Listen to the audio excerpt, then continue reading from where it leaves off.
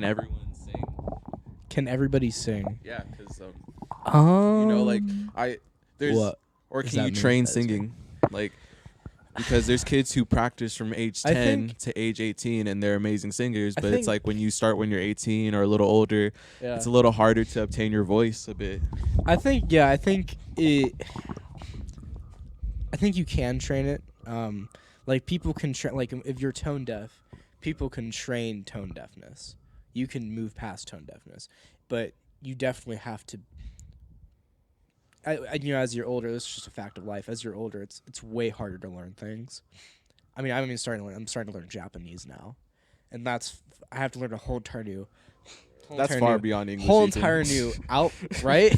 I have to learn a whole entire new alphabet. You know, I mean, like with French, it's like they use the same alphabet. Yeah. They just have, you know, with any of the romantic languages, you have, like a whole entire different alphabet you have to learn, and yeah, like.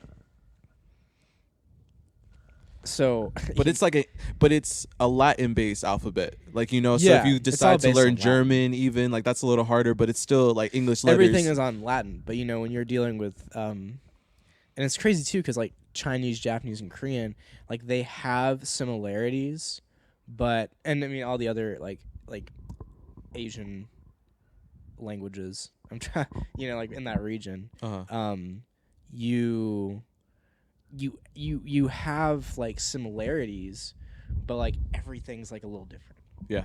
And like, you know, I remember I was talking to this my friend of mine who was learning Japanese, and they're like, a lot of people who do well with like art, like drawing, do really well with like spelling and like making like sentences in Japanese.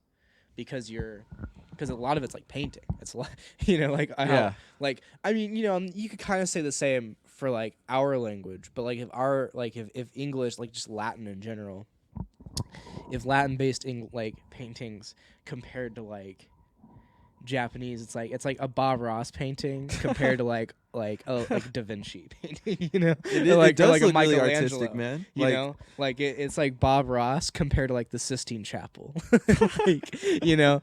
So like, and I've been, you know, so I think I'm on like my second lesson today. Yeah. And so I'm my dad just through like military stuff. I'm gonna start using Rosetta Stone with Duolingo, so that by the time I get into my Japanese 101 class, I can kind of just breeze through it. Yeah, and more like, review. Continue. Yeah, it's more of just a review to like solidify the information I know. But going back to what you were saying before with like training singing, that's something that I don't know. Like, so personally, I think that without professional help, it is harder to train somebody to sing. I mean, there are things you can do that can help. You know, I think one of the things that I had a friend who was trying to teach himself how to sing, and what he would do is he had a keyboard. So what he would do is every single day, you know, he'd start from just C, and then he would hum each and every single pitch, and he would do that every single day, so that he would have, you know, somewhat perfect pitch. But the hard thing about any of that is it's easier to teacher because you have an outside ear listening to you. That's true. You know, like even the voice when you're speaking somewhat sounds different to how other people hear you. Yeah. You know, you hear more of like a bass because that's what resonates in your head. You know, we had a substitute at Palo. I don't know if you know him. He was an Asian fellow. Yeah, whatever.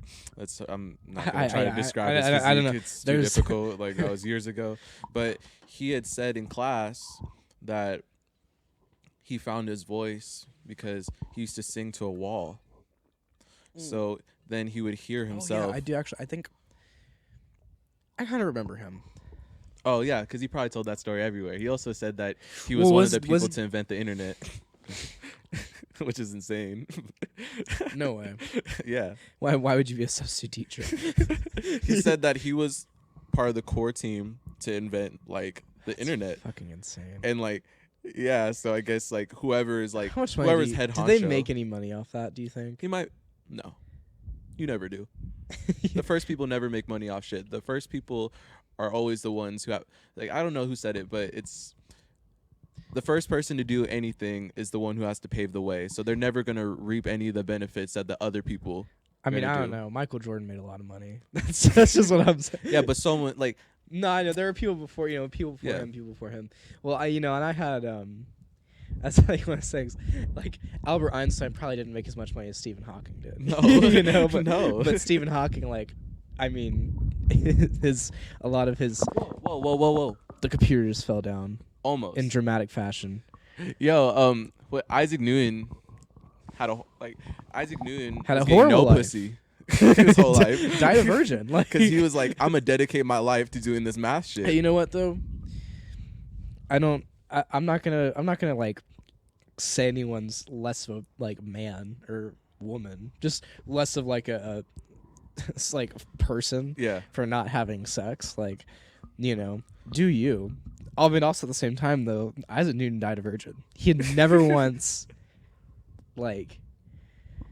It's insane. That's like It's that's what crazy. monks do though. Like or like some monks. In Well, some yeah, but like regions, some monks like, they weren't born into the monk life. yeah.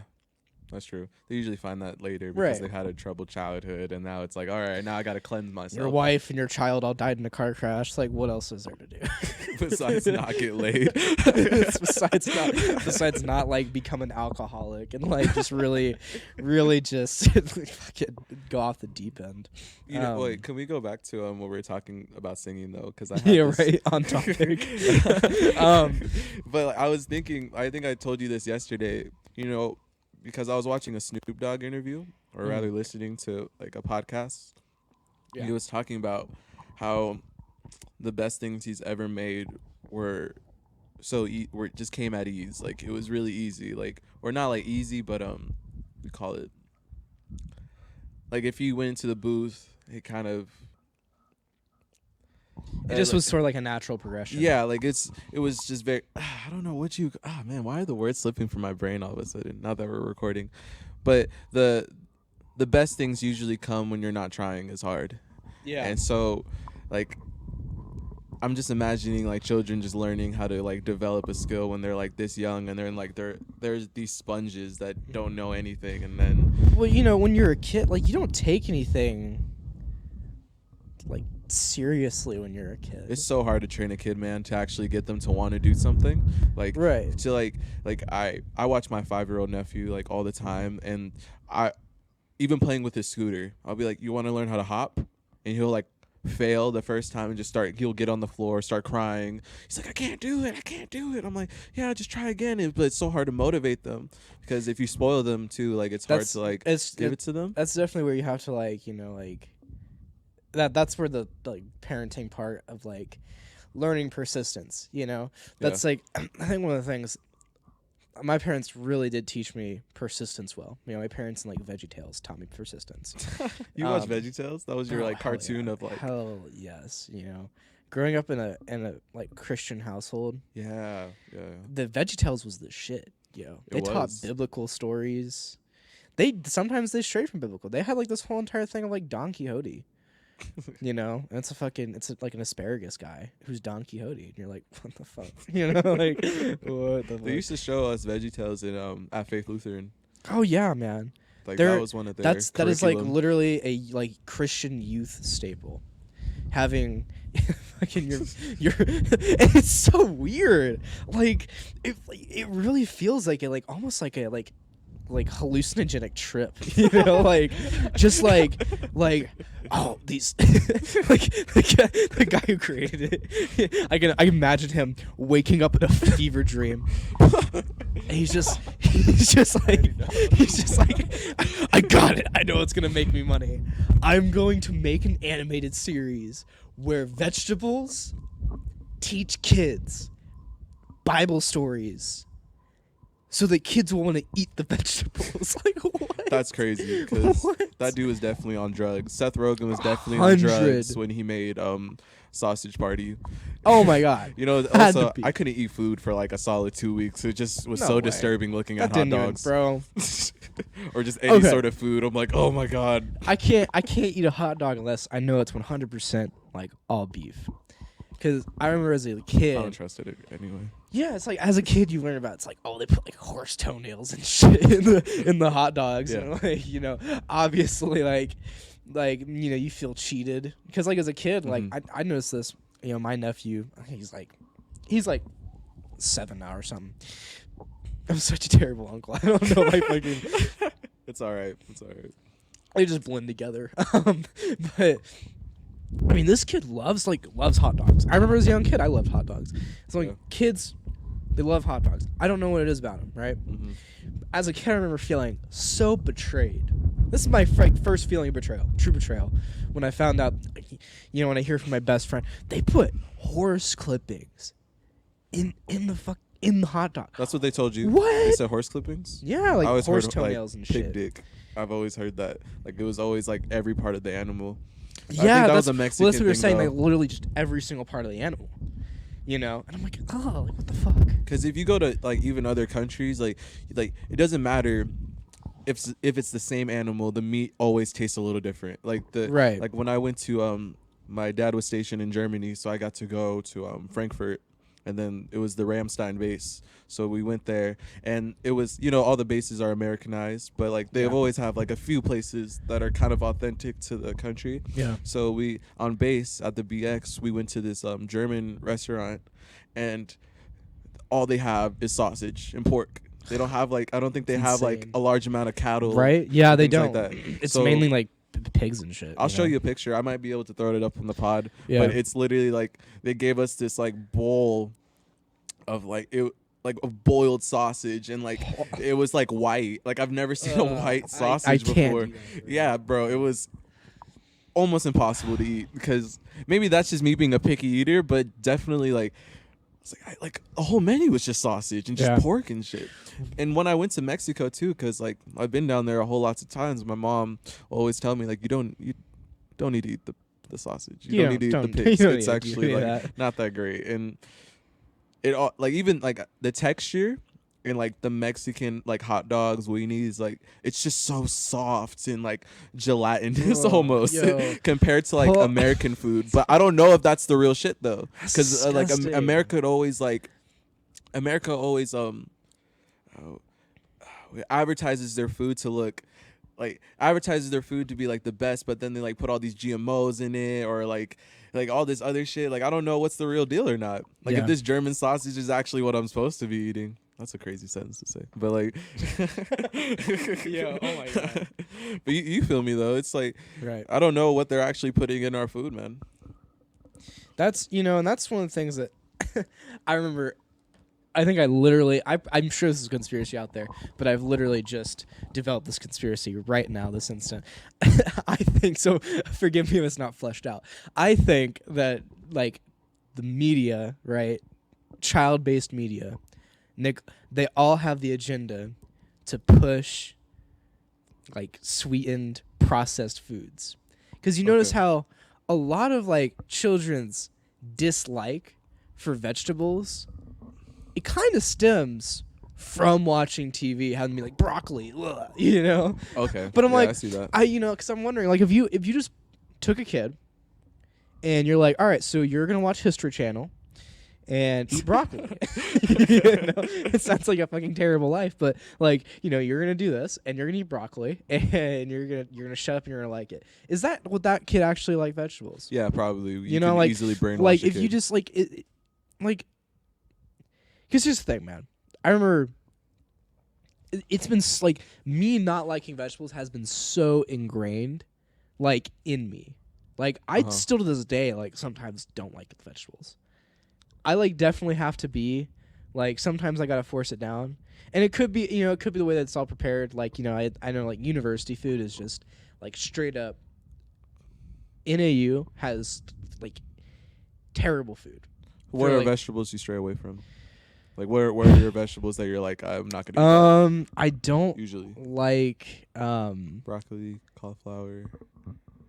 I mean I like cauliflower. I don't like cauliflower. Broccoli's okay. Like the thing is I have to like cheese on the shit. You know what I'm saying? So like it kind of takes away from the nutrition because you're like you're not balancing it. It's like it's really you just get like a all these cheesesteak. antioxidants and like a shit ton of cheese. You know, you know, I think for me, it's like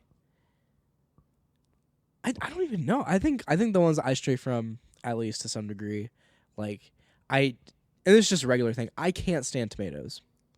I Really? can only have Really? tomatoes on something, Like a burger. and Or like it can only be like 2 slices of tomatoes. Can't be anything else. Because why? as I've worked, with for Shake Shack and the food industry, Uh-huh. bro, tomatoes smell so disgusting. Really? When Really? you have like finished the container of like lukewarm tomatoes, Yeah. because they've been just out, and Yeah, you've I just feel you. been fucking, putting tomatoes on burgers and just throwing that shit up.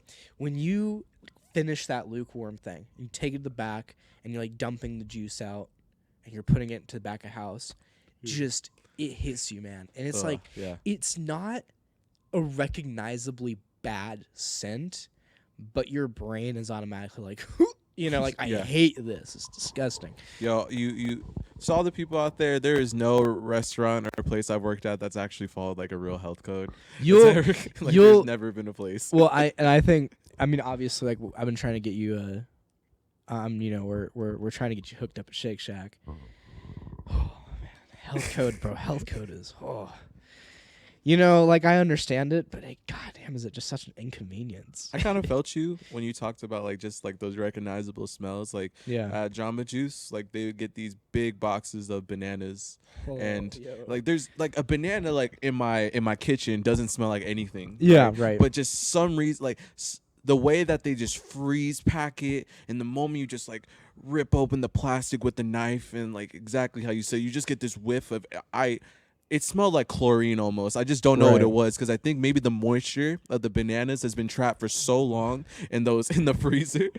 Like, you know what I mean? Like, and you just get all that, you're like, what the fuck? And then I come home, I'm like, I can't eat this fruit.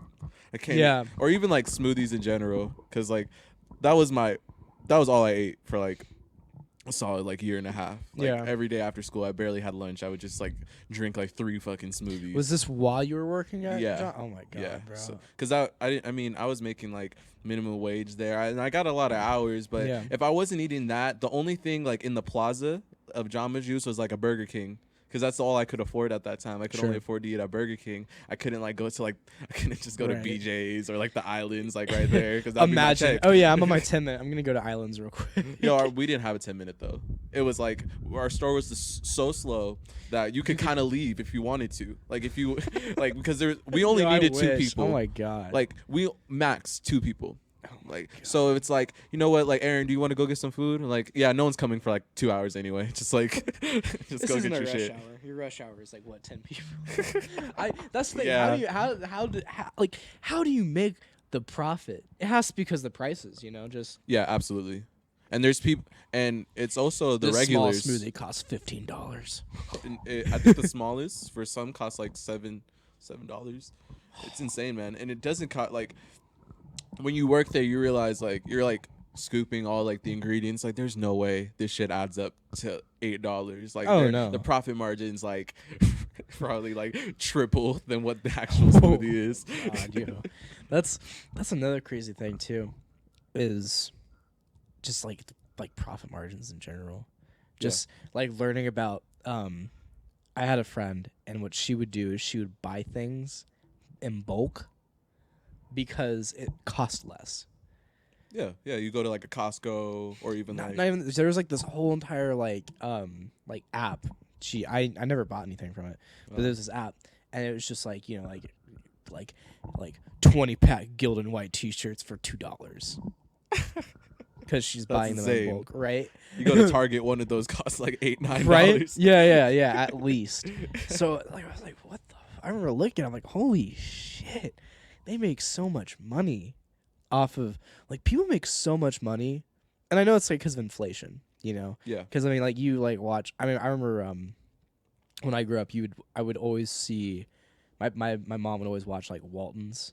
What is that? I don't know. It's a show about a family growing up in like the west, like in like the Virginia mountains, like Charleston, like near Charleston or whatever. It's based on like a real family. South Carolina, Charleston, South Carolina. I think, yeah. Okay. It's in that area, like that region, you Yeah. know, the like not really the South, but everyone kind of just considers in the South because why not? And like, yeah, so they have like, it's this whole entire thing. It's based on so the Waltons was a book written by this guy called Earl Hamner, and it was based on his family, the Hamners, and they lived in like kind of the same region.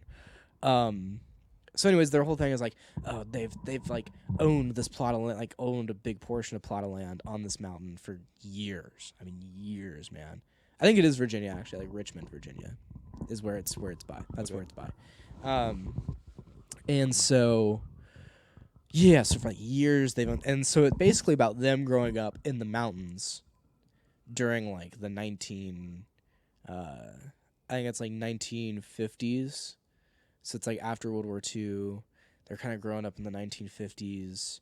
You know, so you're thinking about like towns and shit where you had like, oh, like business was a booming, you know, like and shit, and then you have these guys kind of like this family growing up in this almost like backwards like farm town. Looks like they're growing up in like almost the 20s, you know, like, and so it's like they're basically like, and like they're like, oh yeah, we're gonna go to the general store, you know. That's like, oh, we gotta go ride on horseback to get to the general store. Right? It's like already kind of weird, and then it's like it's already like foreign, I guess you could say. It's already kind of foreign, and then it's like, oh yeah, we gotta buy like, you know, like 10 ounces of sugar, and then they're like, oh yeah, 10 ounces of sugar, that's gonna be like 20 cents, like.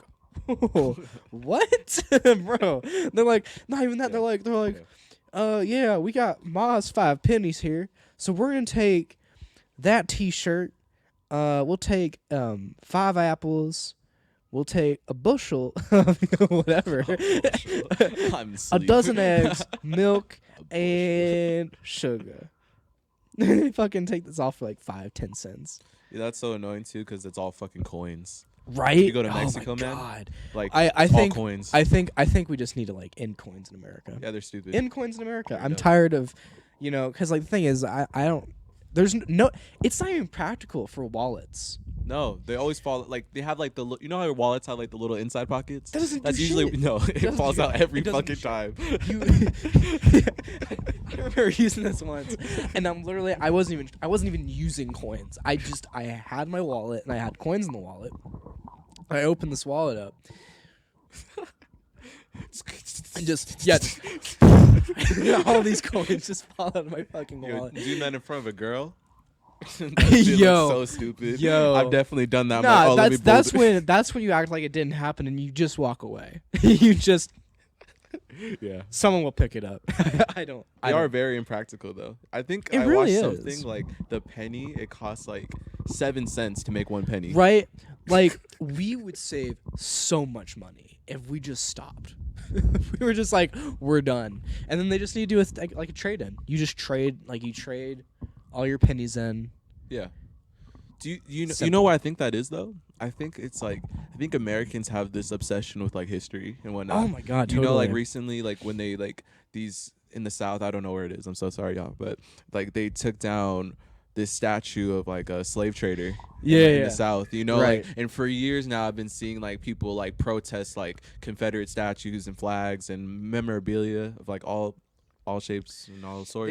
They just made a decree with the U.S. Marines because the Marine Corps they had the Confederate flag on bases in the Marine Corps. Yeah. I think in certain bases, not all of them, and they literally just made it official. Like there can be no Confederate flags on at least Marine bases. I think all the other bases all the other branches have already kind of done that. Yeah, why would the military of all people fly those anyway? I hate when people are like, "Well, that's about states' rights." No, it's States' not. rights to keep your You know, fucking 'cause, slaves. I've never once looked at Confederate. Yeah, I've never once looked at a Confederate flag and thought, "Oh, that's about states' rights." You know, we all are like, Of course they have So the that right to pick that person- fucking kind. That person's a little bit racist, like just a tad, you know. I think so. It's like, imagine if like, and people say it all the time. It's It's like, just- imagine the Germans like kept flying the Nazi flag. It's like, why would you do Right. that? Like, Oh, it's part of our history. You know, like we kept Auschwitz up and running. Like, that's crazy. That's crazy. I apologize. Any No, but like, anyone- they probably, like, if you're gonna keep it open, do it like for like, if it's for history, then just make it a museum and then showcase the worst part of your country, like well, how this I think is in the Auschwitz past. is a museum now, Is it? something like that. Yeah. Um, I'm sad that I didn't get to see it while I was there. I just out of history. I wanted knowledge.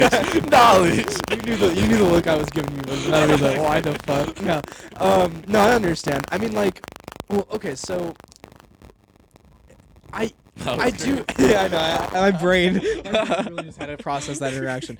No, you know, I really the whole history thing.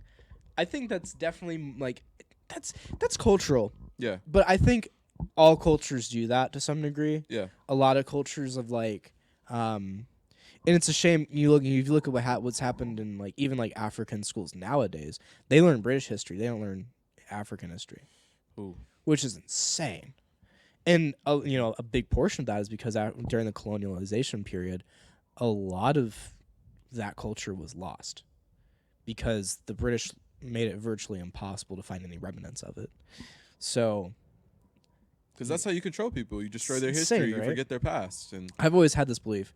I think what we need to do, because if you think about it, the only like kind of like culture from the continent of Africa that we know a lot about is Egypt. because probably as Because the Egypt worlds Egypt were is like North Africa. did it never get colonized? Did Egypt ever get like colonized by like anyone? I think it was colonized by the British, but like because they were kind of already like an established society, it was more like a we're walking through, you know, like I could be totally wrong. Like please don't get on my head about it if I am, But if that is true, that's insane that like that there's just a group of just like white people who just walk into like civilizations Right. and give like no consideration to like, this is Egypt. Like these pyramids, we built them 2,000 years ago and they're still intact. It's and like, I think the big thing that people kind of forget is the continent of Africa has a bunch of countries. yeah. I think one of the cool not one of the cool things, one of the things that America in particular forgets a lot. Probably Canada and Mexico a little bit too. Our continent is 3 countries. Yeah. Europe is like 10, almost 20. No, Europe is almost like 30, right? Because of like after the Red Wall crumbled, or you know, with Russia after the whole Iron Curtain fell. We only really like, but when I think of Europe though, not to get too off topic, when I think of Europe, I only think of like sadly, I only like recognize like the Western like countries, Right. like it's like France, Italy, Well, yeah, I mean, like I've never met Germany. anyone who's like, I'm gonna go to Slovistica, you know, fucking Prague. right? That's insane. My I would cousin- I would love to go to Prague. Prague seems dope, but yeah, no, I mean, you Yeah. have like, there's so many countries we fail to recognize, and it's solely just because, like, you have your major players, Yeah. and everyone else is kind of just like the little kids in kindergarten. Yeah, I mean, we don't have to recognize these places. Like, if you aren't doing anything that's like actually culturally relevant, then like, why are you gonna get recognized? Like, Right. we're gonna recognize Egypt for being like, it's like the epicenter of like culture in the world. It's like, because like you could like people in the scientific community look Mhm. at Egypt and like study their history, but you can even find Egypt in like in biblical times. The Like, it's written pyramids were about meant there. for alien jet fuel. You know, that was You believe that? No. Like in any like right that there's like God no, no. like No, there's no aliens that because- came down, helped with technology. Hell no. Because if you look at it, it really is. Here's always been my thing. As each culture grows, you find similarities between humans. Yeah. All humans at some point around the world figured out how to make fire, figured out that they could use stones. You know, we all sort of kind of entered like an Iron Age. Mm-hmm. Everyone sort of did these things. A few of them progressed a little farther just because of resources in their area. Yeah. But you know, you had I mean, you had people who, I mean, like quite literally, you know, you have pyramids in like from Maya, like the Mayan society. There's no way they knew about, you know, No. they didn't in that far off distance, you know. Yeah, for some reason people have to build like this. They have to build It's and I think it's part of the human brain. It's like a geometric, like almost like OCD kind of thing, you know? Because like I think Yeah. like I noticed that I even have like OCD tendencies. If I'm eating cereal, I have to end the bite on an even number. Nigga, no. I Are you will serious? I will eat. Like you count your bites? I count Bro. what's in the bite. Bro. Like no, I'm honest. Like if I have 7 pieces, I will eat 1 piece so I can have a spoon of 6. That's funny, man. It's so that's one thing. I was thinking it was just gonna be like, oh, do I put the milk first or do I put the milk last? No, You're no, fucking no. stupid if you put the milk last. Yeah, There's no yeah. reason If for you- that. It's No, just- you put the milk first, head ass. So you put the milk last, you're stupid. No. You gotta you put say the milk that? last. No, you gotta put the milk Yeah, last. okay, Let's okay. get that clear. Okay, Yeah, you're on the same. I think maybe I heard you misspeak or something, but That could have happened. either way, Yeah. That's insane though. You milk 6 bites. milk last, bro. Milk last, always. Just, but yeah, I do that. That's like one of the OCD things I do. But I don't like. Again, I'm not OCD in my room or anything. I could give as long as I have a clear path to walk from my bed to my door. In the event of a fire, I'm chilling. It's like only Yeah. you know, my mom gets hella mad at me, you know, and so like we'll be like we'll talk like we'll discuss it, you know, but like she'll come in my room and I'll just have like some shit just laying in like the middle of the doorway. Like not in the middle of the doorway, but in the middle of the path to get out of the doorway. And she'll be like, I'm like, well, I'll just walk over it. You know, like I just Honestly, there's just more important issues that like go around in my brain than like Exactly, the clothes, and bro. like it just seems so minuscule sometimes. I think we talked about this on one of the podcasts that wasn't able to come out, sadly. But Oh yeah, we're doing this. I guess this is Welcome to the Rocking Chair I podcast. swear to God, This is episode 2. This is our 3-peat right here. Is So this episode 2? Can we just call this episode because Yeah. last episode we like that last episode, like I was a little like I was hesitant of wanting to put things out online, you know, Sure. because like when you brought it up too, like you're the first one to text me like, don't put it out on Tuesday. But then also I thought like, well, do I put it out on Wednesday? Is Wednesday any better? Like, or is Right. Thursday any better? So I like it was like kind of like maybe it's not the right time. Maybe people shouldn't be like too focused on right. like the pod, but like understandably we're gonna probably have to keep this going. Like, you know, we gotta have Yeah. standards, of course. Where was I going with that? I lost my train of thought. We were going on something. We're talking about cluttered rooms. Oh yeah, so like we were talking about this on like the other pod about just like responsibility or whatnot, and how like, you know, my brother told me that the reason that they tell you to fix your bed in the military, because my brother was in the army for a little bit. Mm-hmm. He says you make your bed first so that the first thing you do in the day you have something accomplished. Yeah. Like, you know, like, and that I guess that can help with people who have maybe like, I don't know, some sort of like depression or sadness, just little things in your life, like, yo, I accomplished this, like, you know, my day can keep going. Because if you're kind of like lugging around all day, a lot of times I feel like Yeah. your days kind of go a bit empty. Your life feels a bit empty. if you Yeah. don't- yeah. I feel like your life feels a bit empty when you don't have like responsibilities or like goals or things to look forward to. Yeah, it's definitely like a learned process. I haven't finished it. I haven't been able to like really put myself to watch through it, but the new Space Force show that they have on Netflix. I've been watching a shit ton of anime recently. Yeah.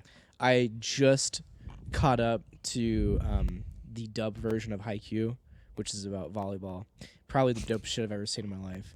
And I've never been able to put myself to and watch like sports anime. bro, and I will say it that I I thoroughly enjoy it more than regular sports. It's like really cool. It's a really cool show, and it does teach you about volleyball. And it's like I didn't even know that volleyball was as complex as it was. You know, it's like so many little nuanced details go into it. But You know what anime you should watch? or not an anime. It's a French film. I watched it last night. It's you probably have heard of it. It's called Strange Planet. I have heard of it. Or yeah, the Strange Planet, and it's a. I think you would like it because it's like it kind of resembles like Attack on Titan in a sense. Yeah. Because it's about this humanoid race of like they're like blue and they're different, but they like enslave like human beings, but they're called drags. Like the aliens are called drags, and they're huge. Like they're humongous, you know. And but like humans are like maybe the size of like ants and like bugs, and like they use humans as like playthings and pets and like enslave them basically their whole lives. And it kind of like dives into the realm of how you treat how people treat others when they're deemed as less than. So I think you would like it's like in the same vein. I'll check it out. And that's another thing too. I really enjoyed watching Attack on Titan. That was like one of the cool ones. I'm really excited for season 4. Oh yeah. I'm catching up on the manga of My Hero Academia, and then after that I'm gonna read through Attack on Titan. I'll read through the last season of what'll be the last season of content. You want to spoil it for yourself before you watch the show? There's a few reasons why I'm doing it. They from what I've gathered, they switched animation studios. Okay. And then just the thing is it's not that I don't enjoy watching the sub, but I prefer watching the dub, especially if I've been watching the dub the whole time. Yeah. I don't really like switching because Also, I like being able just to walk away from the TV sometimes. Yeah. And not be like, what happened in like every 30 seconds. Yeah. Like you have to be so focused in when you're watching subs, unless Japanese. Right. Well, hopefully one day. Which is why Ethan's fucking learning No, Japanese. it's not so the only he can reason watch why. anime. It's not the only reason why. I Please. promise. I swear. It is a reason. It's definitely a benefit. I could just. What do these letters mean? I must know. Doing my laundry, and I could just put the phone down. But, yeah, no, I mean, yeah. So there's a few reasons, but I definitely want to know what happens, because it'll be just spoilers, just filled with spoilers, and I really want to know. But You should hold off. It's coming out in like September.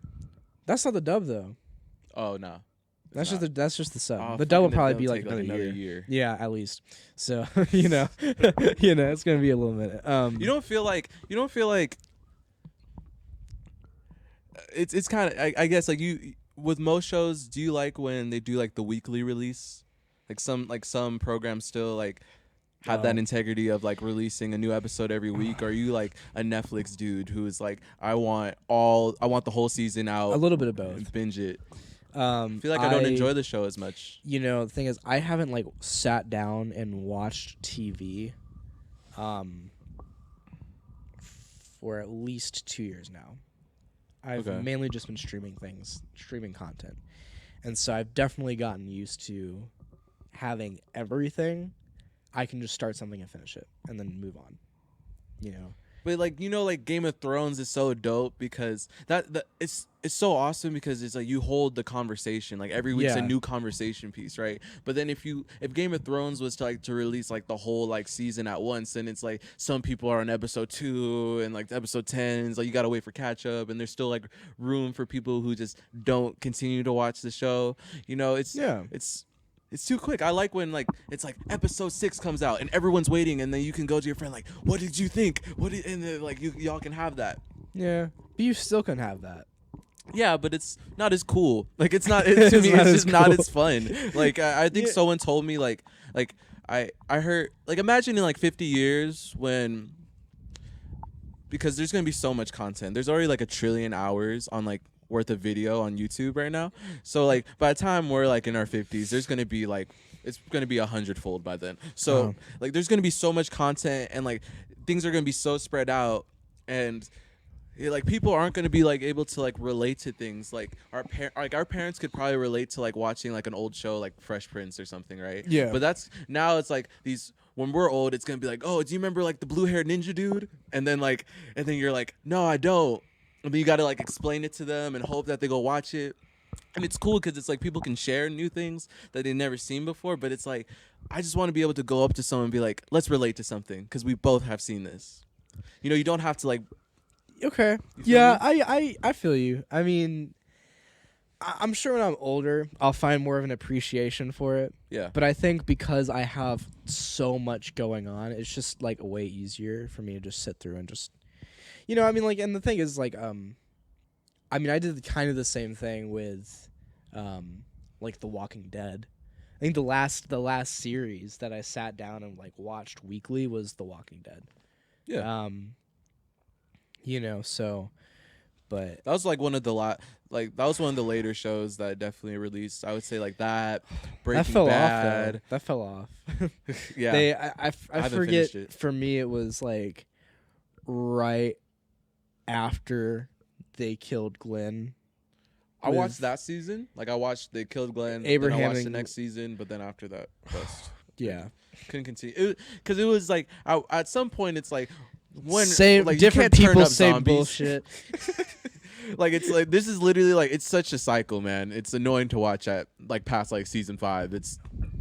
We find a place, some people fuck it up, we walk for half the season, we find a new place, and then oh man, they fuck it up again. And then we walk. Then we're Yeah. at the prison. The whole Negan thing was, what if the person who fucks it up this time is charismatic and kind of wins? I hated that shit, man. Yo, it was kind of funny at sometimes when like you remember when like Negan like has like his like nailed baseball bat, he makes Rick hold it like sunned him completely like I'm in control of this now. Like that was like I guess that was kind of a What cool was the trope. reference he made? He's like, you're like holding my dick right now. Like, like This is the bat that killed your best friend. Hold it. You can hold it for fucking me. insane. Fucking insane. And that's one of the few shows you've seen like actually like release weekly. Like I don't know many shows. I know Hulu does it. Like they still have like some Yeah. shows that do it. But I miss it. I miss it a little bit. I think one of the shows I want to start on Hulu is Ramy. It's Ramy. I don't know why I said Ramy. Ramy. Ramy. Has Mahershala Ali. Oh, he's tight. I love that dude. He's one of the main characters too. It's crazy that they have him on a series, But I mean, he's really cool, just in general. But yeah, I mean, like, I think one of the only shows that I'm also like keeping up with is like It's Always Sunny in Philadelphia. I'm watching through that right now. I heard that's hilarious. I gotta. Oh my god, bro! It's Like they're like probably the worst one people. of the best comedies comedy shows I've ever seen, because it betrays a sitcom. The plots are so far fetched. It's fucking hilarious. Yeah, I heard it's like because I haven't seen it, but I heard it's like these are basically like the worst people you've ever seen. Oh my god, no, they're all fucking terrible people, and it's like you think that there's redemption, but there never is. It's just it never gets better. Do you think that's why the show is good though? Oh yeah, it totally is. Here, I'm gonna read some of the titles of like the fun. Okay, one of the gimmicks they do is it'll be like for instance, it'd be like if like the intro scene, right, the first like 3 minutes, laying out what the show's about. They're laying out the problem these two characters have, laying out the problem these other two characters have. Yeah. And then the problem that takes the cake and gets the title of the thing. Like the one I just recently watched, they're talking to like Danny DeVito's character, and they're like, like whenever you get involved, someone gets hurt, and he's like, who the hell am I gonna hurt this time? And then it cuts to the screen, and then it's fucking, what is it? It says Frank lights Sweet D on fire. And like, D's one of the other characters. It's one of those things, like every single time there's like okay, the very first episode is the gang gets racist. Yo, that's insane. There's another one where it's like Charlie gets crippled, the gang goes jihad. Dennis and D go on welfare. It's Dennis and D get a new dad. I'm gonna watch it tonight, man. There's no reason why I shouldn't be off on this show, man. There's one of my favorite ones so far is Charlie Goes America all over everybody's ass. That sounds amazing. And it literally the title comes in as soon as Charlie goes, I'm gonna go America on over everybody's ass. And then it cuts and then it goes, cue the music, and Charlie Goes America over everybody's ass. And it's hilarious. But Yeah, I mean, it's like one of those shows where it's like there's like a comedic beat every like. I mean, it's just repetition, like just so many, and It's hard to do that over like, well, and or I think especially with sitcoms. I think that's why if you look at comedy shows now, that's why everything's like that's why a lot of people who like are our age can't necessarily relate to Friends. I never grew up watching Friends. I didn't grow up watching Seinfeld. I probably won't watch Friends, and I probably won't watch Seinfeld. No. I just probably it's not gonna happen. I'm showing my kids The Office. Right. That's what I would show them. Even like How I Met Your Mother.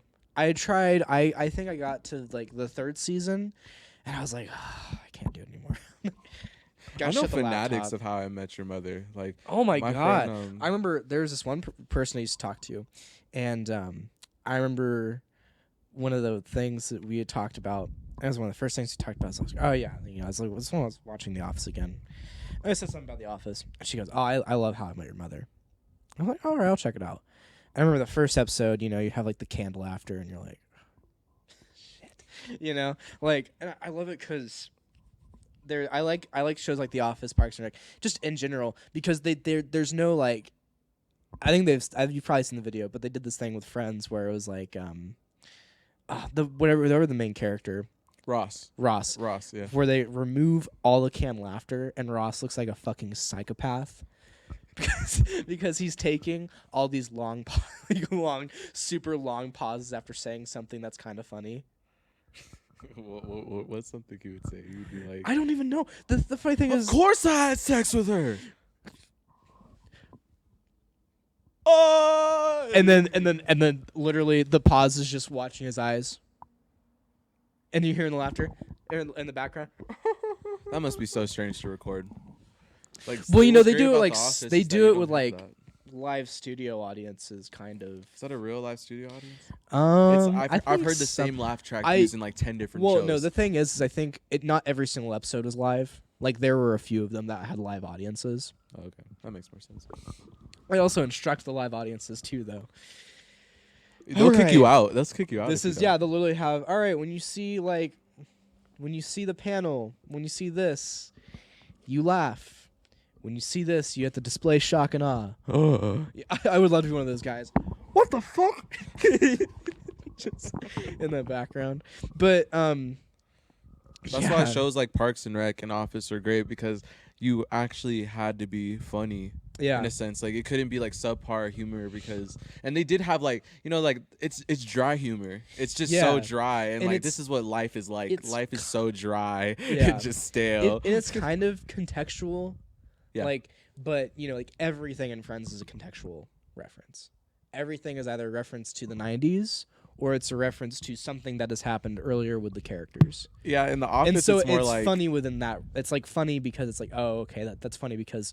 That's funny because Ross is the guy who always fumbles the ball. Like, oh, that's hilarious. But like, when you have stuff like It's Always Sunny in Philadelphia, The Office, it's just beat after beat after, and it's like I think they count like the amount of comedic beats in The Office versus Friends, and it's like every single episode The Office has like, I think it's like has like 10 comedic beats every like 30 seconds on average. Jesus Christ. There's you have to think the people who write these things have to be like the most funny people ever. Yeah. Fucking hilarious. Yeah. Because you don't just sit there and write comedic beats like 50 comedic beats in an episode and just sit there and be like, yeah.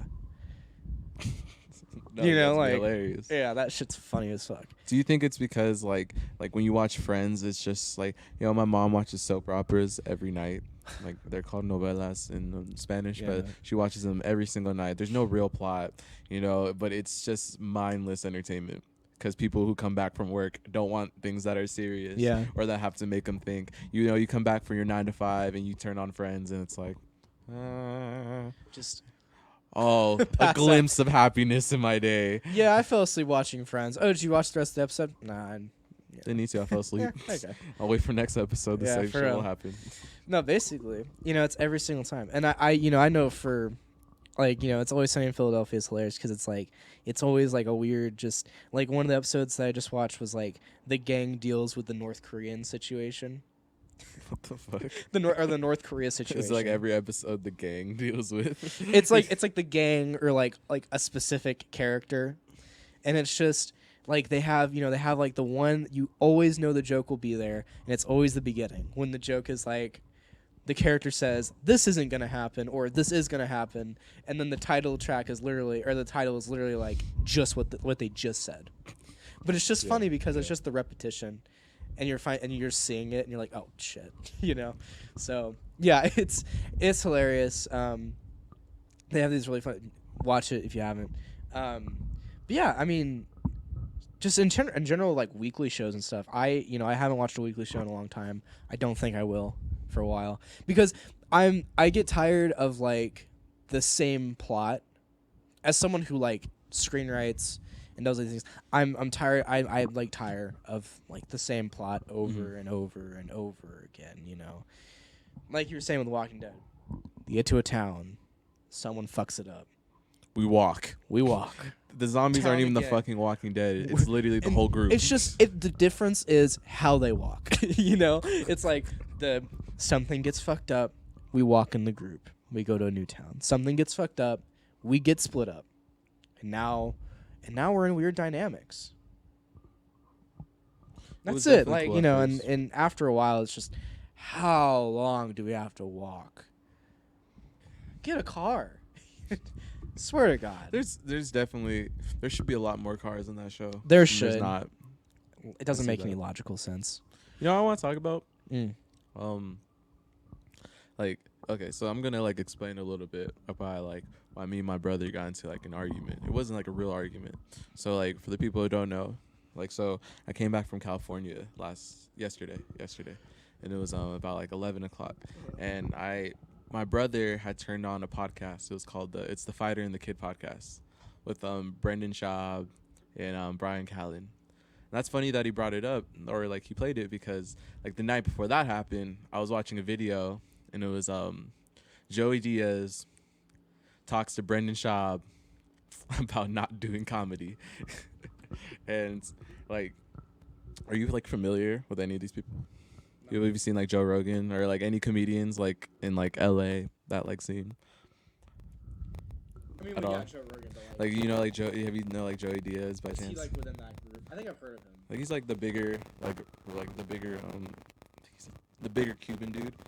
Fucking talks like this. I'll give you my sonny. I think I've seen him a few times, but yeah.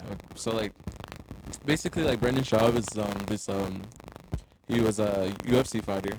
And like I didn't know this, but like he was like top like 8 in like the world at one point. Like he was really, I don't know how many UFC fighters there are, but like he was definitely like really good.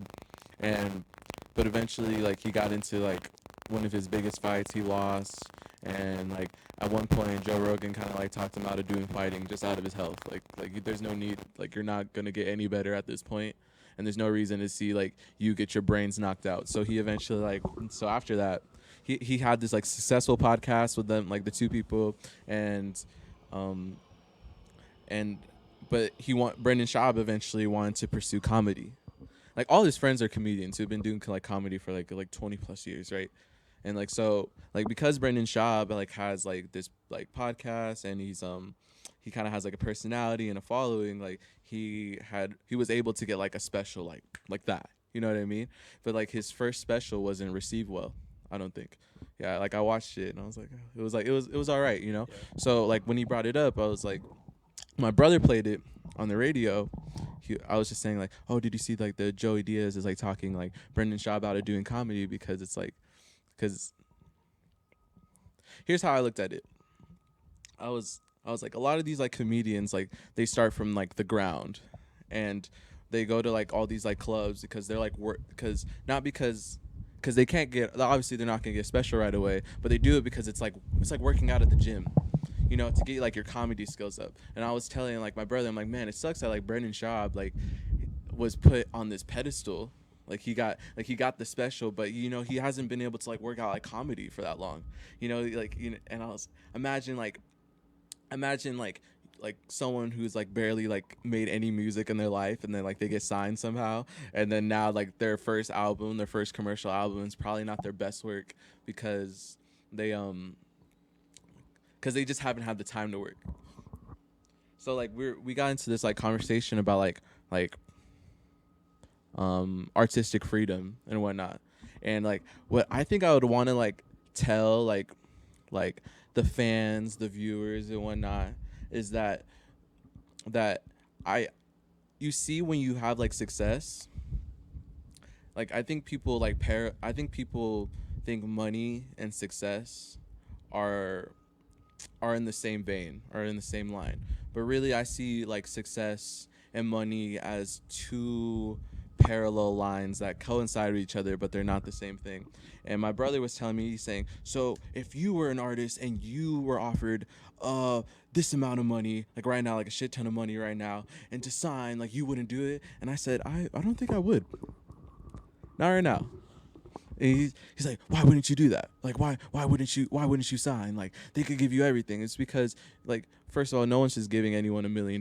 Usually if you get $1 million, you're going to relinquish some freedoms. You're going to relinquish. Have you heard of like, when you release music, you own two different things. You own the master and you own your publishing. Your master is like the final recording of your song. So basically you have the rights to the final recording of your song, and then your publishing is like the writing of the song. Yeah. Like whether it's like the instrument that's been played, the lyrics that have been played, it's like you own that aspect. So you own the whole song. When you sign to a label, basically how things work is like, yo, we'll give you this amount of money, we'll push, but we're going to own your masters and we're going to own your publishing. And it's like you have to give up freedom. So I think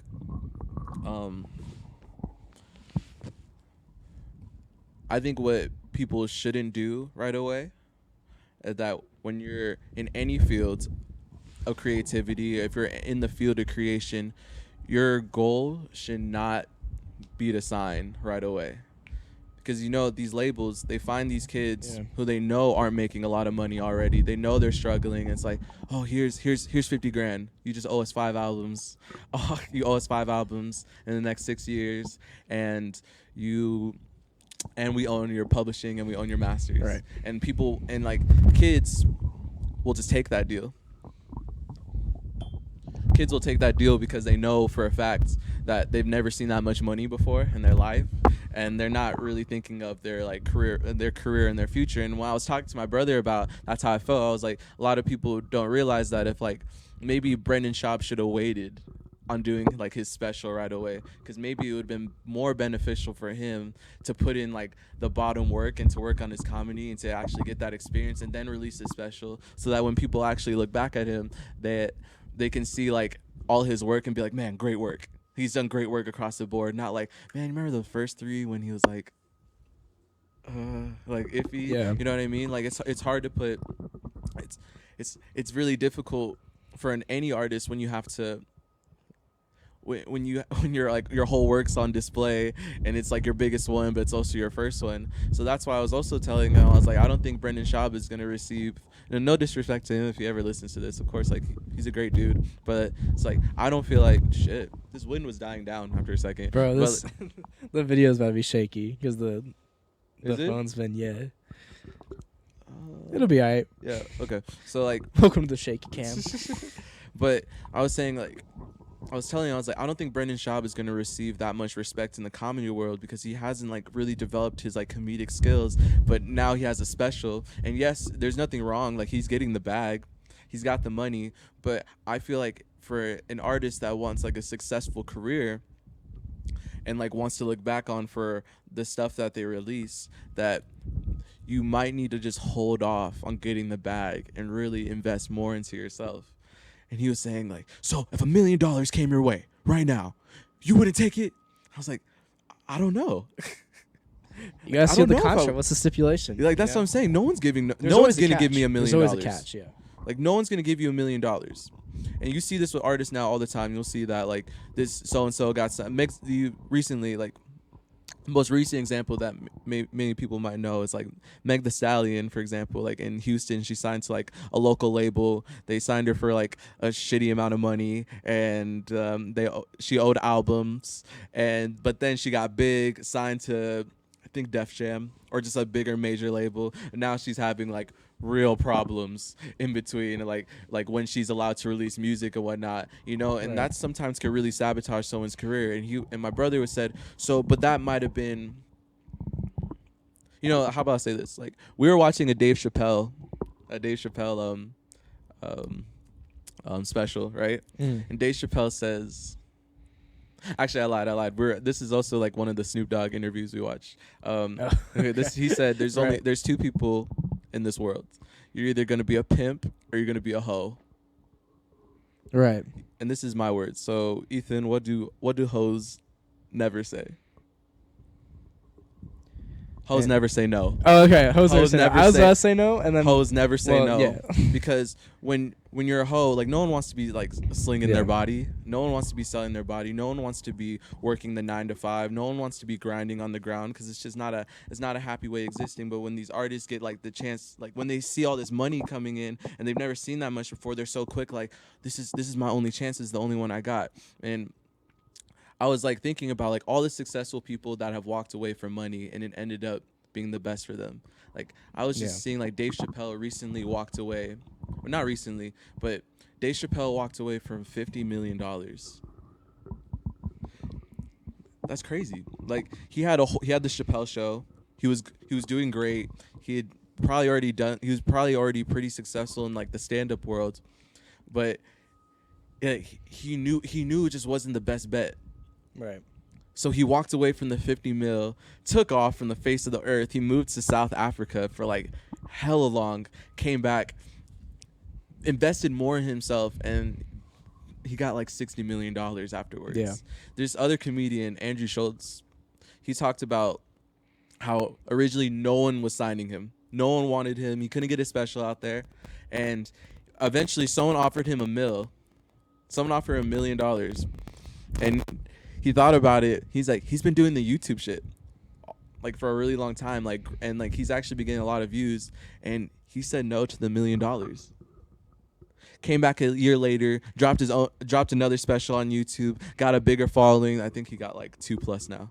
Mhm. $2+ million. Yeah. So like, what do you think about that? Like the power in saying no. There is. I totally agree. Like there is so much power in it because, I think this is just for anybody. If you're getting, especially in like the creative field and stuff, if you're getting an offer, you'll probably get more offers later on. Yeah. If someone recognizes your potential, everybody's going to recognize your potential. A lot of companies like to take advantage of that. I think one of the things that I saw recently was the whole Blackout Tuesday thing happened. And I saw it was a tweet from Kenny Beats, and he had said, because a big reason why it gained traction was because the music industry was really pushing it. And he had kind of said it's kind of ironic because, you know, the music industry is one of the biggest forms of like, you know, like enslaving black artists to some degree, especially with black artists. The music community, a big portion of music brands are not Profiting off the culture. Or profit. They profit off the culture. They're, you know, make your hood music, you know, make your urban music, and we'll, you know, we give you what, like $5 million for what's Not easily. even, man. Yeah, sometimes it's just like, oh, we made $100,000 for 5 albums. Some of these artists, bro, they'll be getting signed for like $30,000. Crazy. That's poverty.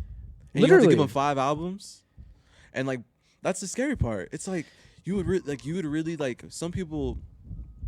I understand because it's like like I said, like some people haven't seen that money before, right? Yeah. But like you shouldn't make decisions out of fear. Yeah, you know, and that's another thing too. They go to these kids who are like our age, younger, Yeah. and they're offering them $50,000 because it's like your brain can't really comprehend that that's like maybe a year's worth of work. Been broke your whole life. Been struggling as an artist. $50,000 Artist life is not. seems It's not. $50,000 fun. right now. Damn. But then you're not going to get a lot of profits after that because a lot of times those deals aren't signing you in on, okay, this is how much we're gaining off these albums. You're maybe only getting like 0.5%, so you're maybe getting like $1,000. And then and then like you think about like your career. Yeah. I mean, the big thing is think about your career. If someone's noticing your potential now, if you took more time and put your nose to the grindstone and really, not perfect it, I don't think anyone can ever achieve pure perfection, but really start to hone your craft even more, especially in music, develop more of your own sound, become more unique, you'll get signed for 10 times more of what you were offered at some point because you took the time, you know? And it's, you get stories of like people like Kendrick Lamar. Those are just honestly not like strokes of luck because obviously they did the hard work to get there, but that is definitely being in the right place at the right time. Definitely. Him getting signed to Top Dog, which is now, I mean, the thing was when Top Dog signed him, if I'm not mistaken, they were kind of a smaller Yeah, they didn't have label. hardly They really anyone. didn't have anyone signed. I think Top Dog had been a rapper, right? Like Top Dog was a rapper, kind of. Yeah. Wasn't like it. He was kind of an okay name, in the industry, but he was growing, and Kendrick was growing, so they signed him early on, and it was more like this deal. It's like you're just gonna grow with us, and that's paid off. I mean, he's like 30 million later. The 30 millions later, my future, whatever the bars are, and You know what's great about Top Dog though is that it's something I realized, especially like with the falling out of the group and whatnot, is that like it's probably more important for me, and like I think I've learned this, that it's probably more important to develop somebody versus just trying to release things, because I think that's where I was in the wrong. And I think what someone young artists too. I saw this sponsor thing, one of those promotion things on Instagram for this guy who was releasing an album, and he put in the thing. It took him 3 years, 120 songs later, and he was finally able to get 10 songs he liked on the album. And it's a lot of work. Just that is. When you're developing, and that's just mainly for people who are artists. Yeah, it's different in different career fields, but for music, art, just any creative field in general, you definitely need to take time to develop yourself and hone yourself, hone self-discipline. If you want to go in the music industry, one of the best things to do is not to go into law school, but to educate yourself on the laws surrounding copyright, surrounding music, surrounding IP, surrounding masters, all these other things. Because if you take the time to really educate yourself, learn the lingo, and then you go in with like a lawyer who can overview the contract, you can develop a contract that's... Because the other thing, too, is the reason these people profit off so many of these young kids, and oftentimes these kids are black, especially with, rap, it's... They don't know what the fuck they're signing. Also, in a lot of these contracts too, two things. Like, probably don't have money to pay for a lawyer, so who's gonna give you the lawyer? The label's gonna give you their lawyer, and also they'll in the contract. These contracts are meant for. We're still good. We're still good. Okay. So when you hear sounds like that, it just panic. Sets off. Sheer panic. No, we didn't save. That was so animal instinct. Like, oh my god, the tribe, it's on fire. But like these labels will like leave all these like clauses and openings that are so like open for interpretation, and then like you not actually having like the legal support to like get through these contracts. It is in a sense enslavement, man. It's like definitely like, and then there's artists who are like, I can't even release music anymore because if I do, then because they got fucked so early. Yes, and happens it's all the time. It's really profiting off of not ignorance, because you don't like you never want to call anyone, because ignorance kind of almost insulting, but it's profiting off of naivety. Yeah, definitely. Yeah, profiting off of, oh, we totally have your best interest at heart. We want to see you become the best artist you can become. I'm sure that's something that's said all the time. We're here to make you better. Nah. No, you just turned into a hoe. You got Never. pimped. You got pimped. You got pimped. Yeah, I got a small-time rapper. He can come play your gig for like $100. And you see these dudes get shelved. It's insane. When they can't get like the single that they want out. Like that's why I think, it was a lot different. It's a lot different before we had the internet, man, before you could actually like release music like that. Because you really had to rely, like a lot of these artists really had to rely on these labels to be the machine to push them. But now it's like, man, I could connect to all these fans and like just be in my videos, and like being able to like the comment section can only do so much, but like just being able just to see people's like initial reactions are there. It's so important. Yeah. You don't get that. So like, and that's why the reasons, and that's the reason like why like I really like Joe Budden, for example, because he was like a rapper who's been through like the industry and whatnot, Yeah. and like he was signed to Shady Records, he was signed to Eminem, and his group was Slaughterhouse was, and like just like the falling out just had so much to do with just like about putting out music Yeah. and about what the label wanted from them, and the whole like I think he's probably said it once before. He's like, you know, a lot of these artists have to learn from their first mistake of signing that shitty deal. But then he's like, that's the reason I'm like talking to y'all though, so y'all don't have to go through that. I think my final question would become, okay, in this logic that there's always a pimp, there's always a hoe, and you're either one or the other. Yeah. Does that make Kendrick Lamar, for instance, a hoe from Top Dog's pimping him? It just Kendrick happens, might have been a bottom bitch. It just happens. It just happens that the pimp's a little nicer. You know, the pimp. You know, y'all. You've been his hoe for a long time. He knows you. You know, like okay, but then that's when you think like not to insult he wasn't anybody, like by the way, they might have not even been like Kendrick might not have been even a hoe in that situation. Kendrick might have just been like more of a partner, more of a secondary pimp, because like Top Dog, what's so great about them is that they don't stress like artists about releasing albums. Like when SZA was creating like Control, like her debut, which like people might not understand, like your debut album is like so important, and like Control was just such a good album. Like listening to it, it was just received so well by critics and like I can't believe I'm saying this, critics and fans alike. Why would I ever say that? But like it was received so well. But I think when she talked about when she was first creating the album, and she said like, yeah, we had to scrap like most of it. We had to, and they're like, and like the Punch, one of the founders of TD, he was like, well, all right, you know what I mean? Like we'll make a new album. Yeah, because it's more important for artist development. When you find a record label that can when you find a record label that can come in and be like, all right, so you're like, I don't like this album, I need to scrap it, and they're like, all right, no problem. They don't even give a shit. They're like, I mean, they might be a little like, you don't see that, bro. You know? It's like, all right, you're 2 years. Where is it? It's been, oh man, 2 years is kind of ridiculous though. I mean, or like even like artists get signed to like these 1 year deals. Why do you think there's a new Gunna album every year? Why do you think there's a new Baby album every year? Every single time, yeah. Well, and I think that's something that, I mean, like in terms of just debut in general is so important. But and then like, well, you know what's something about like the labels too, that they recognize a lot of like bro, I've been listening to, I don't want to sound old or ignorant, but like when you listen to like a lot of like older music and like what people, Jesus, that is so scary. That is most scary shit I've ever. Okay, but what we see with like a lot of this old music, that they consider classics now, there's just so much more, like I want to say substance, but it's just, it has such a longer lifespan than a lot of the music that's coming out now. And like, yes, I understand like what people are creating, but it's just so short. It's so short-lived because maybe it's because like, maybe it's on the production side, maybe it's like what the artists are talking about, what they're putting out. But I guarantee these labels have already realized, man, like we can create a new pump every year. You know, we can like just keep doing this.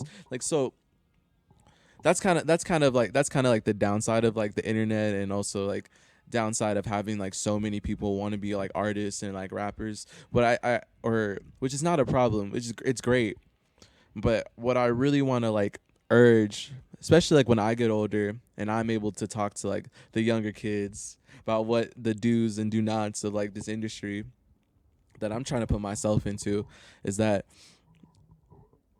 like money isn't like the answer. You'll see it like from so many different people who talk about like how like, and it's like, oh, that's easy for them to say that they have money. Like, yeah, it's great because they done the work, they did the connections, and they got the cash, but it's not the same line, man. They're parallel. Yeah. When you find success in things, like Kevin Hart's success is not in his money, it's in the stadiums he's doing, and the stadiums bring in money. You know, that's how you kind of see in the comedy world, like how big are the arenas they're doing. Dude, literally a whole football stadium. Right? a whole lot, and it was like filled. And it's like, imagine if Kevin Hart would have like sabotaged his career, like, and got, you know, like even Joe Rogan. I'll get that. There's like Joe Rogan got signed for $200 million Right. plus, maybe more, right? Do you think, like, how many times do you think someone tried to sign Joe Rogan before this? So many times. Yeah, and like, what do you think? Like, was his first like thought? My freedom. On YouTube, I can And put out he- whatever I want. Yeah, and the thing is, he's one of those guys who he knows his worth. He knows. Yes. He knows. That's another thing. That's the thing. Know your worth, man. Any artist, anyone who is, you know, if this is 10 years in the future, 5 years, and you're just looking back for a reference on some old shit we're doing, if you're an artist, even now, if you're an artist, just know your worth, man. Is seen when you're selling beats. If you think your beat's worth $1,000, you list that shit at 1,000 and you don't take less. You don't. If someone's, well, you can't meander down to $800. No, this isn't an $800 beat. When I make an $800 beat, you will know. That's the mind of a businessman. And I see kids online like selling beats for like $10 a pop, and then you think like they don't, like, no one thinks, because they're not thinking about their future. They're not thinking about how many like producers I've seen like sold their beat. Like, I remember the guy who sold the beat to Designer, the Panda Right. beat. He paid $250 for it. Look at that shit. It's a fucking diamond record. made And no like money. people are like, oh, it's a once, like, shit happens all the time, and you never know. You never want that to happen to you. Childish Gambino said it, and like on the 21 Savage song, if they paid you to do it, you already know what you're worth because you accepted the offer, and that's what you decided to settle on. And it's like, you just see, like, I feel like I just see like the pattern and like success of like of just like, it's if you're willing to say no because you know how dope your shit is. And like that's why like I don't know if I could, like, if someone gave me an offer right now, I don't know if I could do it because I don't know even if I had like, and this is not even like my confidence in my music. It's just kind of, it's a bit of self-awareness. Like, I don't know if I could like even like produce music like that. Yeah. Or like on the professional level, or even have like the energy to do something like that. Like, it's making songs like that is hard. All the time. Totally. And then also having the stress of like the label, like, where's your single, where's your song, who are you working with, are you doing this, you're doing that, are you doing your interviews, are people liking you? Oh man, they're not. Your shelf, parties in the basement. Totally. Like, it's something that I just hope that like people know that it's like, and that's where me and my brother came into a disagreement, because I feel like no diss towards him, but I feel like when he's talking to me, he's like, the only thing he would really like bring up is like the cash, and it's like there's so much more to creativity, and like there's so much, like it will come. That's like, you see it all the time, like it will come. It's never too, and like people want these artists to think that rap is a young man's game, or like music is a young man's game. I don't know anyone right now who's like actually like uber successful, or like actually like has a career that's not like old. Yeah. Like I like, you think like people who really think Polo G, like, I know I like his music, but like think Polo G is like God, like this is where you could be, like, no, like look at a Snoop Dogg. Yeah. Like that businessman. That dude has like the craziest longevity, because I think also he just didn't want to sacrifice his career. I think there's a lot of people who were just not willing to sign, or just not willing to do that because they knew what they had was amazing. I don't know if you would like I don't know how exactly it works in film. Yeah. But if you made like the dopest script ever, like I don't know what a bottom end of a script would be. Like let's say like someone offered you like a $2,000 for a script. Yeah. Can we take a time out? I gotta use the restroom. Yeah. That's okay. Take it. All right. Take a piss anyway. Time out. Oh shit. Plug our links real quick if you can. Yo, I gotta control this by myself now. Okay. Yo, y'all. This is probably the best commercial y'all gonna get. Check out the Stone Movement on our Instagram page. Check out Real Blexican Boy. Look me up. That's my Instagram. Check out Ethan.Taber. That's ETHAN.TABER. Taber. Ethan Taber on Instagram. Follow him. Man, I'm talking to myself, but I just, after having that conversation with my brother, it just shed more light on me that people just need to have more trust in them. Like everyone wants everyone to be a realist. And it's stupid. Because a lot of people, their lives are really, they're living. It's not as real as it could be. Yo. Yo, yo, yo.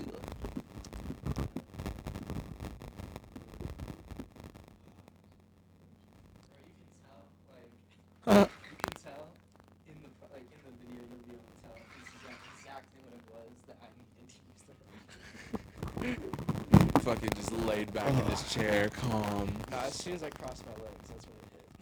that's when okay. I think just to put a button on this, Yeah. just to anyone out there, just don't sacrifice your freedom. Know your worth. Know your worth. You're right. It's not worth it in that. In anything, too, man. Yo, relationships, your whole life. Know your worth. Yeah. Because someone will take advantage of you. Totally. They'll see like, oh man, he doesn't think he's worth a lot. Easy, I'll pimp him out.